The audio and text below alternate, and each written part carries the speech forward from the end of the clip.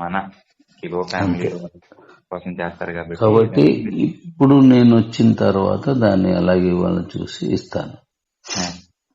మన ఎక్స్చేంజ్ ఎలా చూపించాలో నేను చూపిస్తాను. తప్పకుండా. ఇప్పుడు వారు ఆ ఛానల్ వారు పేరు చెప్పకూడదు. ఓటీటీ అన్నారు, మాయ మాటలు చెప్పారని ఎవరూ చెప్పింది వారు చెప్పారు. అవునండి.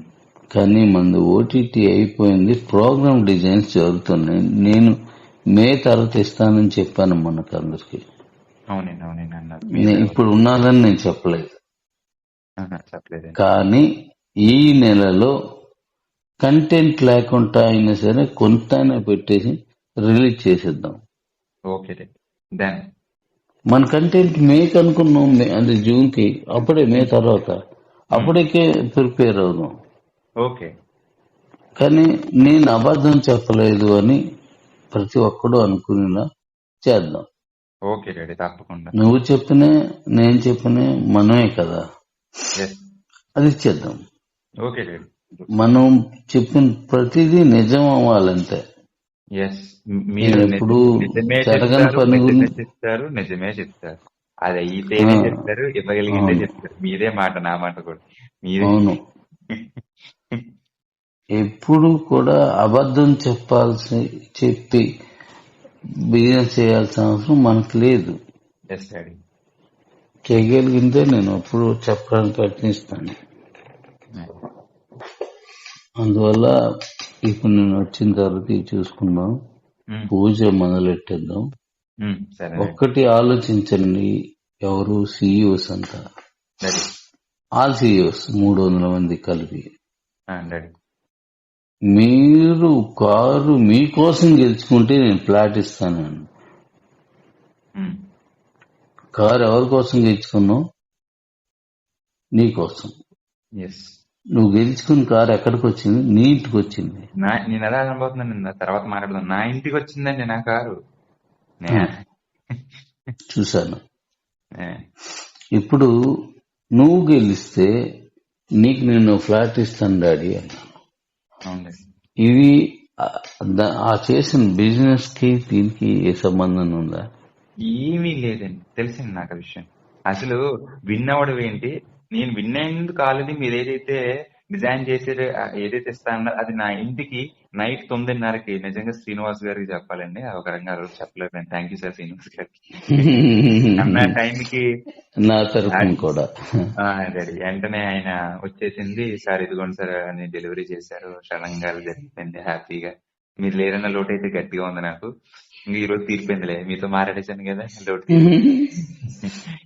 నేను లారీ చూసాను, చాలా సంతోషించాను.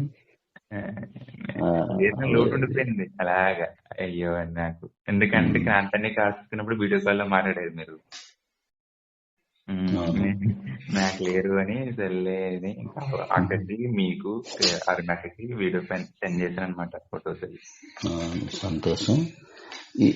ఇప్పుడు మనం ఫ్లాట్ ఇస్తానన్నామంటే ఎందుకోసం? ఆ బిజినెస్ కి దానికి ఏం సంబంధం ఉందా? సంబంధమే లేదు. ఇప్పుడు నేను ఇచ్చేది 50 lakhs రూపీస్, తగదు.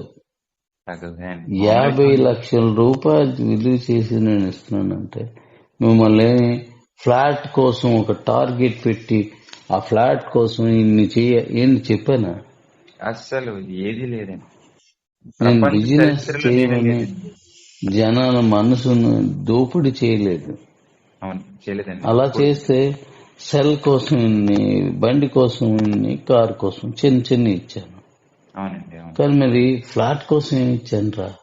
ఏమి ఇచ్చారు డాడీ? అసలు ఏమి ఇచ్చారు? అసలు ఏమీ ఇవ్వలేదు. అదందరూ మరి అది మన కుటుంబం గ్రహించింది. ఆయన దీనికి ఏ టార్గెట్ ఇవ్వకుండా ఇస్తున్నారు అని.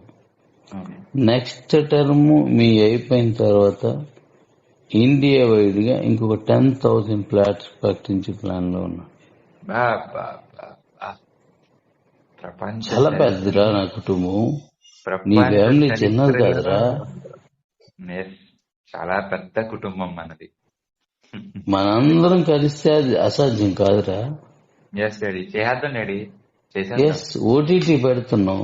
ఎన్ని మంతాలకు క్రిప్టోకి సంబంధం లేని బిజినెస్ ఇది. డిటిహెచ్ క్రిప్టోకి సంబంధం లేని బిజినెస్ ఇది. ఎస్ మన దగ్గర నెక్స్ట్ ఎన్నో ప్రాజెక్ట్స్ ఉన్నాయి, అవన్నీ దానికి సంబంధం లేదు. అలా ఉన్న దాని నుంచి కూడా చాలా పెద్ద కుటుంబం, పెద్ద ప్రాజెక్ట్. నాకు చేయాలని ఉంది అంతే. చేసేద్దాం డాడీ, వెనకాల దేవుడు నాకు ఆ శక్తినిచ్చి, మీ అందరి మనసులో నాకు ఆ మంచి ప్రేమనిచ్చి, మిగిలిన మన కుటుంబంలో లేని ప్రజలకు కూడా నన్ను అర్థం చేసుకునే జ్ఞానాన్ని దేవుడిస్తే అది సాధ్యమే నాకు. నన్ను అయితే నేను బయటికి వెళ్ళాలి, మళ్ళీ చేస్తాను. అయ్యో థ్యాంక్ యూ, ఫోన్ చేస్తాను. Love you love you love you. చెల్లికి చెప్పు, అమ్మకి బావకి అందరికి చెప్పు. క్రాంతి గారికి చెప్పాడు కల్లాపేట. నేను కాల్ చేస్తాను అన్నయ్యకి. ఓకే, మొన్నే మాట్లాడతాను. Okay. Thank you daddy, love you.